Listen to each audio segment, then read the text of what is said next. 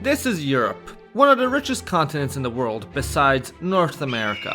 However, check this out. This is a map of Europe's wealth. It shows the GDP per capita. In other words, the estimated value of wealth one resident from these regions creates. And if you're not colorblind, you can notice that there is quite a stark divide between the regions on this side and the regions here. Yeah, there's also a big red spot here as well, but that's a story for a different time. Today, I want to focus on the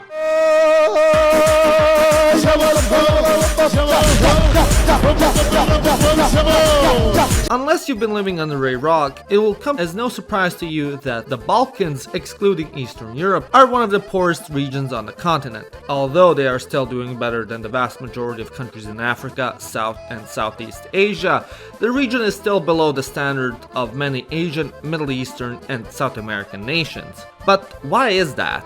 Well, I'm glad you asked, cause you're in for a fun adventure. To start off, we gotta go back to the medieval ages. During this time, the Balkans didn't stick out too much from the rest of the European standard. Most of the countries were doing typical medieval stuff, such as dying from the plague, being invaded by the Mongols and Vikings, burning witches and pagans at the stake, fun stuff like that. Hell, modern-day territories of Bulgaria, Macedonia, and large parts of Greece were actually quite wealthy, in fact. Under the Byzantines, these parts were some of the wealthiest regions of the empire, where its citizens were driving medieval versions of Bugattis and drinking champagne in medieval Dubai, Burgas. But wait, what's that? It's 1389, and that must be the Ottomans. And they've just conquered half the Balkans. And for the next couple of centuries, they'll continue to conquer the Balkans until they get stopped from conquering outside Vienna. With the arrival of the Ottomans, a large shift occurred in Balkan economics. Before the country succumbed to their new Muslim masters, the kingdoms and principalities that inhabited the peninsula had relative control over their internal policies and infrastructure. Although they weren't the wealthiest, they were still able to provide some access to roads and security of traders from banditry. However, after the Ottomans took hold of the region, these investments subsided. The Balkans, being characterized by a conglomeration of mountain chains such as the Balkan Mountains in the east, the Dinaric Alps to the west, and the Pindus Mountains to the south, made the region generally hard to develop and protect. As the terrain is bumpier than a room filled with breast cancer patients, it is quite costly to build and maintain proper infrastructure throughout it. As you can imagine, the Ottomans found this to be more troublesome than it was worth and gave little attention to the development of such projects. As a result, the economies of these newly conquered lands suffered and struggled to develop and grow. Anyways, let's jump a bit ahead. The year now is 1492, and the Spanish they're discovering the new world and doing a bit of trolling. With the discovery of the Americas, the age of colonization began, and European countries such as Spain, Portugal, France, England, and the Netherlands spread across the globe, conquering and colonizing new territories. As a result of this colonization, Western Europe was able to develop much quicker compared to the Balkans, who in contrast were being colonized. The wealth within the western part of the continent grew mainly due to the Columbian Exchange and the triangular trade. From the Americas, Europe would be supplied with raw materials such as sugar, lumber, spices, cotton, precious metals, and other materials. Then, in Europe, these raw materials would then be further processed and then exported to the rest of the world, especially to Africa. And African kingdoms would in exchange supply slaves to the Americas to further continue the production of raw materials. This exchange, as a result, further isolated the Ottoman realm and subsequently advanced the stagnation of the Balkans, while at the same time giving a huge boost to Western Europe.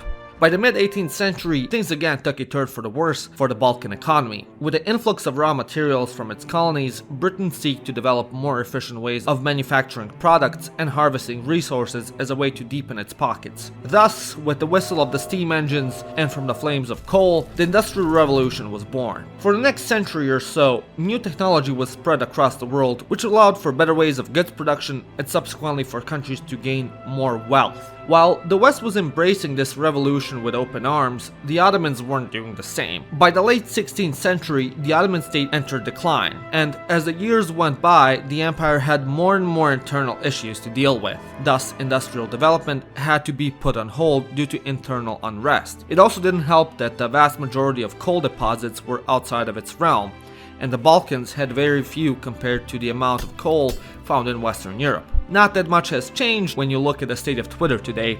I swear to God, with the amount of coal Twitter users with the EU flag in their name post, you could start the Industrial Revolution all over again. But I digress. At the same time period, nationalism was gaining great momentum all over Europe, and especially in the Balkans. And in the mix with the declining Ottoman state and Balkan nationalism, it's no surprise that this was the result.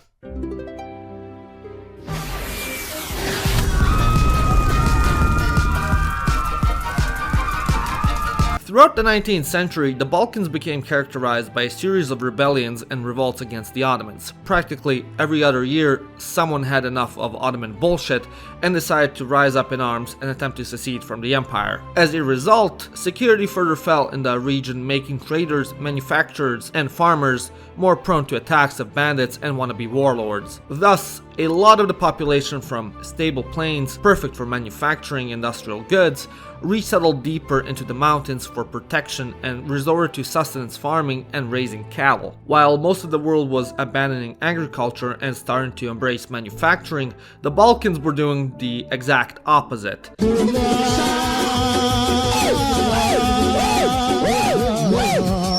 And as the goods that can be made from a sheep or pig are quite less valuable than the goods produced by a complex machine that runs on dinosaur juice, you can imagine what the effect was on the economy. As the revolt continued and the map of the Balkans was forced to get redrawn several times, infrastructure on the peninsula fell into further decay. Railroad tracks and paved roads became incredibly difficult to construct due to this instability. These projects took a lot of time and money to build, and with the constant threat that the construction site could suddenly become the front line, or even worse, become a part of an enemy state, very few governments and private investors were willing to take the risk and build such vital infrastructure. It also didn't help that the majority of the local investors and wealthier class in the Balkans were Muslims, and during this time period, most Balkan countries expelled their Muslim populations into Turkey, further depriving them of capital for these vital projects. Eventually, by the beginning of the 20th century, the Balkans were able to start industrializing, but again, the process was further stalled and set back due to the First and Second World Wars. The countries in this region didn't properly start to develop their industrial capacities and build proper infrastructure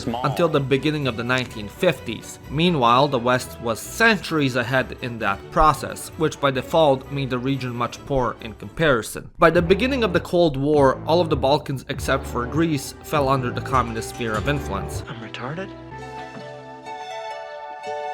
Although in this period industrialization projects were in full swing, the socialist governments in charge weren't the best, and corruption and economic mismanagement became more than abundant. In the Soviet satellite states of the Balkans such as Romania and Bulgaria, forced collectivization was implemented where private farms of all sizes were seized by the government through either jurisdiction, intimidation, or straight up violence. Same followed for other industries such as banking and mining. Due to the incompetencies of the governments, the output of goods was quite lower compared to that of the West, and the goods produced were most of the time of laughable quality. As a result, most of the goods produced could not be exported, and if they were, they'd have to be sold at extremely low prices. As a result, the state struggled to collect sufficient funds and thus struggled to fund public services such as infrastructure, healthcare, orphanages, and others, which all further contributed to the lack of economic development in the region. It also didn't help that often the leaders in charge, as was the case in Romania with the 200 IQ Ceausescu's, vanity projects such as the Palace of the People and the Danube Black Sea Channel, were funded from the meager funds they could get. Romania's government also prioritized paying off its debt rather than spending that money on desperately needed national services and industry. Meanwhile, in Yugoslavia, things were slightly different.